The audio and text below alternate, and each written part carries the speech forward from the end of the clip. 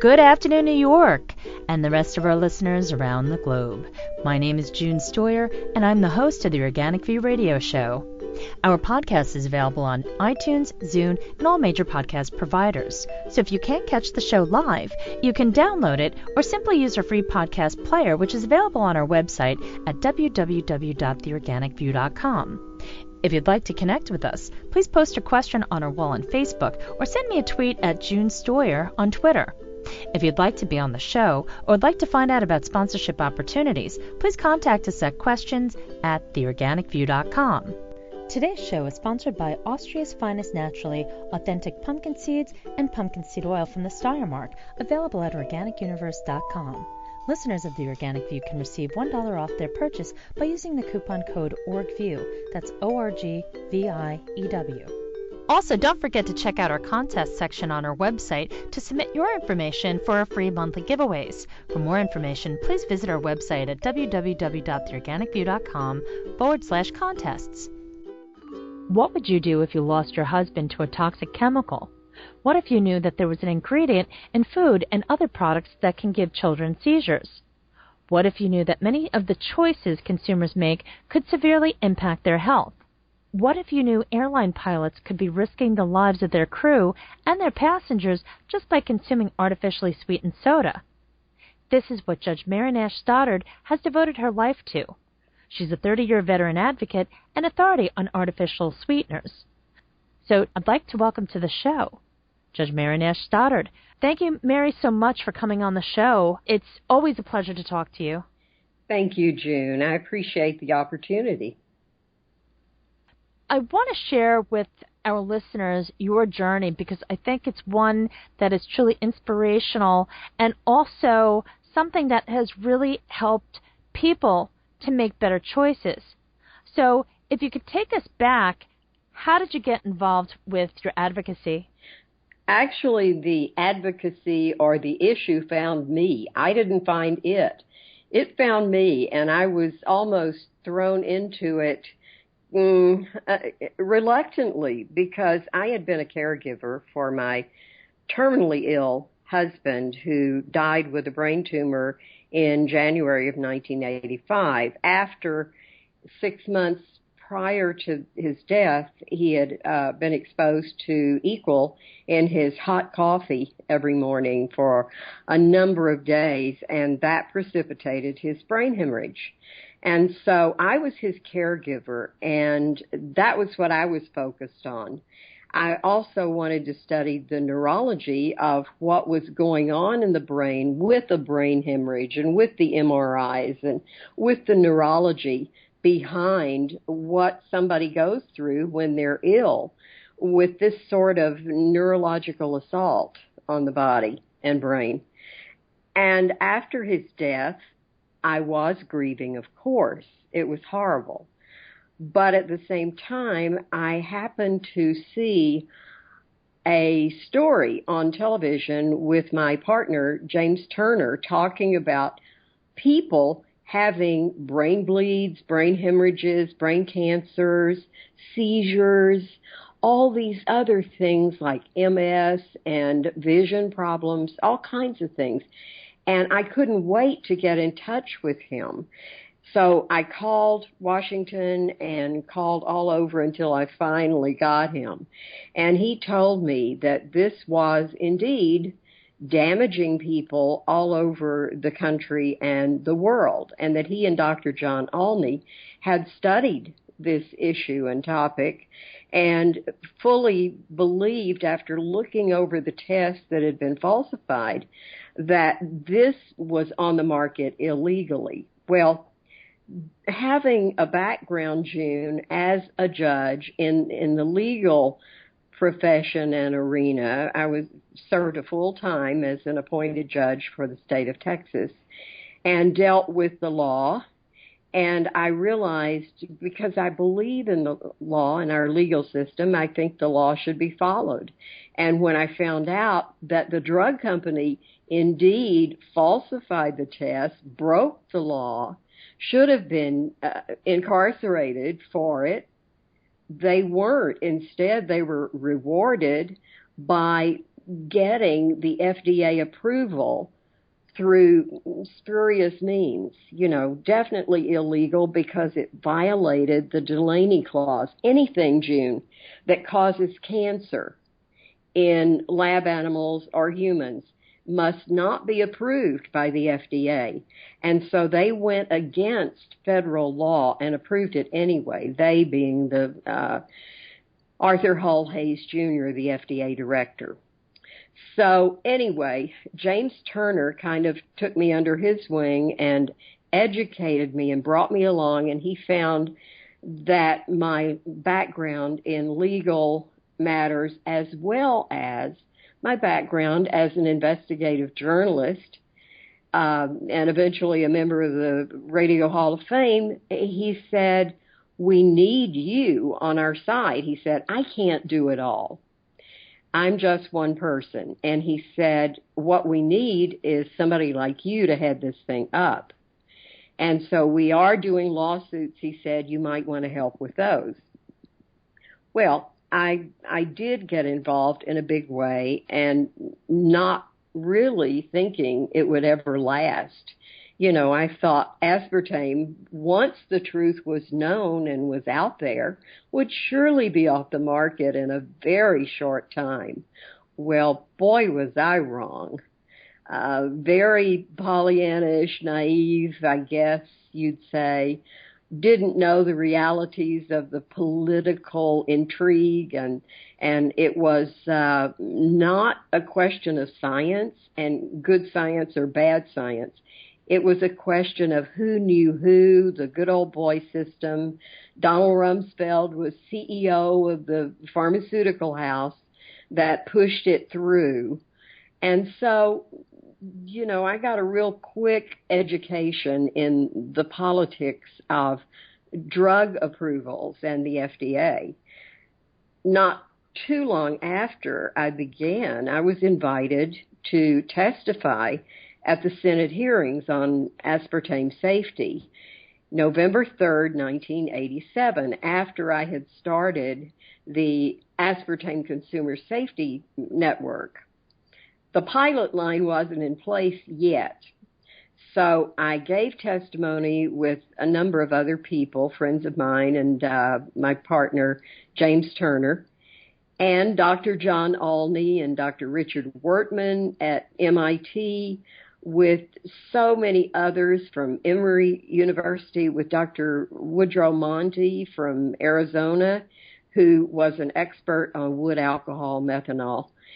And I sat there and listened to these people and came home with a renewed interest and determination to address this, because, as Turner told me, nobody else either had the nerve or I don't know how you would explain it, but nobody else was out there like I was able to be. He said, what else do you have to do? And I said, well, a lot. I need to make a living and get a life. And he said, well, do this. And I said, okay, how am I going to do it? How do I fight this big industry that I'm up against? I said, what keeps them from suing me? And he said, the truth. And I've never forgotten that. He said, always tell the truth, and the truth will set you free, and it will get you where you need to be. But he said, don't ever forget that, and that will get you through it. Well, for 30 years, that advice has kept me going, and I'm thrilled to be here today, June, helping other people. I did meet a pilot, an F-16 pilot, at the Senate hearings, and he testified about having seizures on the flight line in front of his commanding officer in Seoul, Korea. He was drinking a Kool-Aid type drink sweetened with aspartame. And so he said to me, we need a hotline. He said, the FAA won't do it. They won't go against a fellow agency, the FDA. But he said, you can do it. So all these people were telling me, you can do it. And they had faith in me, and I didn't want to let them down, and I didn't want to let the memory of my husband down. I didn't want his death to be in vain. I didn't want children suffering seizures and cancers and all the things that we now know aspartame causes and can prove it. All the independent research I learned shows that it causes harm. All the corporate sponsored research shows that it's safe and natural, like the tobacco industry and like the cigarette issue and battle and the whistleblowers against the tobacco industry. I'm now the whistleblower, I guess, of record for the aspartame issue, and James Turner and I. So that's how it began and has continued over the years. And I am honored to have been chosen to do it. It's my pleasure and my life, as you said, because it is helping people. And I get feedback every day from people saying, you're saving lives, don't ever stop.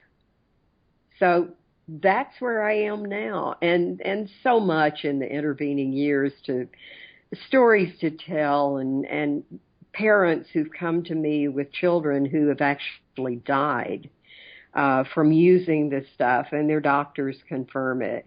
You know, there were 5 deaths recorded at the FDA prior to 1987 on aspartame. And these were medically documented. They had doctors' reports, autopsies, everything that led to that conclusion. And so I thought, what more could I do than this? You know, I can't do anything less than this, I guess. And so it's been a struggle, a challenge, but I know that I have been given the skills to do this leading up to this point in my life through no real fault of my own, I guess. I got into broadcasting, became an investigative journalist, so I knew how to dig for a story and get the truth from people who didn't want to give it to me. And so those skills have served me well in this campaign, and I call it an educational and awareness campaign, June. I don't call it a battle, really. We are for good health. We're for healthy products, healthy food, organic, unadulterated food, real food. And so that's what I'm trying to get out there and teach on the college and university level. I've been a visiting professor at American University, which voted me their favorite visiting professor that year. I have taught this, actually, I've been paid to teach this at the UT Southwestern Medical School, a class in it because they couldn't find a doctor who knew as much as I did about it. And so, you know, that's where I am today, and I am considered an expert witness and an expert in this arena because I have worked hard. I've done my homework. I have worked constantly and without stopping on this, and without pay, I might add. But this keeps me going, and like I say, I'm honored to be here. I'm happy to do what I do and help people, and feel like it's a privilege and an obligation I have to the people around the world. Mary, can you share with the listeners the basic facts that consumers need to know? There's so much information out there. We're starting to see that aspartame is being pulled from many products, but in the same token, we're starting to see propaganda, which is basically glorifying how great these chemicals are, when the science is there? When I see these reports that glorify the sweetener, I feel like we've done our job because it's in response to our truth that's out there that we have created and put together in the form of a toxicology source book, Deadly Deception, Story of Aspartame. And I think they're running scared in a way. The profit margins are shrinking. And I don't take great pleasure in that. I think if somebody has a good product, they should make money off of it. This is not a good product. No, it certainly isn't. But what are some of the things that consumers need to know as far as different products they should avoid, as well as some of the names that aspartame goes by? Yes, it's morphed into more than just NutraSweet and Equal now. It is neotame, which is the new aspartame, 13,000 times sweeter than sugar, and much more dangerous because it contains a toxin called dimethylbutyl, which aspartame is toxic enough with all the breakdown products it has in it, but then they went a step farther because of the patent process. The patent on aspartame ran out in 92, so they had to, in order to make money for the company, find a new product. So they did, and neotame is its name. Other names that they have chosen to call aspartame, the aspartame formula, might be Canderel in Europe and the rest of the world. Advantame, Amino Sweet is another name for it. Twin Sweet is a name for it. I think in South America there's a NatraSweet. In other countries and other places around the world, it's called different things, but it's still toxic as ever. And now, June, the thing that consumers need to realize is that aspartame and neotame are being blended even with sugar at times. There is a sugar on the market which is lower calorie. It's called light sugar, and it's sold to commercial bakeries. And so baked goods can contain it without having it on the label. And people should just be aware. You should let your grocer know you want more organic stuff and not stuff that's sweetened with a sweetener. Like I've done, I've gone to my grocer and I said, look, we've got to get more organics in here on the shelves. And he said, well, I don't know. But it's happening. Thank goodness, because that's what we need is an unpolluted food supply. We've got to all be advocates for real food, grown responsibly, no pesticides, organically created and not chemically created. So that's what I tell consumers. Do be an informed consumer. Don't believe everything you hear and read because media has been bought off by their sponsors. I mean, look, who sponsors the news and the media? It's all the diet products. So they're not going to bite the hand that writes their paycheck. We found that out a long time ago. So be an informed consumer, know what aspartame is, talk about it. Get this issue out there and don't hide it. If you have a friend who's got symptoms, say, well, how much sweetener are you using? You need to know about this because this can cause those symptoms like MS, like leukemia, like lymphoma, lupus, vision problems, hearing problems, migraine headaches. It causes 92 symptoms, including seizures, 4 different kinds of cancer originally in the lab test, June. Brain cancer, breast cancer, uterine cancer, and pancreatic cancer. Now think about those 4 things alone. They're almost epidemic today. And now we're just scratching the surface of how it creates obesity. And people who are using it under false pretenses as a weight loss product, they're being tricked by the company into thinking they're going to lose weight. It's just the opposite. It increases your cravings for carbohydrates. It makes people fatter. Most people lose weight when they go off aspartame, which is a lovely side effect of having that happen. So be aware, be an advocate for good food, unpolluted food. Work with an organization like ours that's fighting as hard as we can to keep the food supply safe and natural and keep people out of harm's way. That's all we want. Thank you, Mary. It has been such a pleasure having you back on the show to share your journey with our listeners. Could you just take one moment and remind our listeners what your contact information is so that if there is someone out there that they know who has been experiencing the adverse effects of aspartame or other artificial sweeteners, they can do something about it?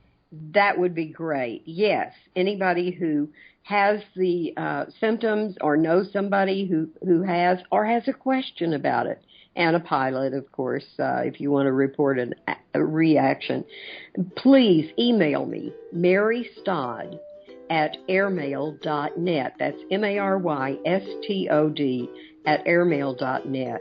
And it's on our website, aspartamesafety.com as well. So please get in touch with me. I love to hear from you. We have questionnaires you can fill out.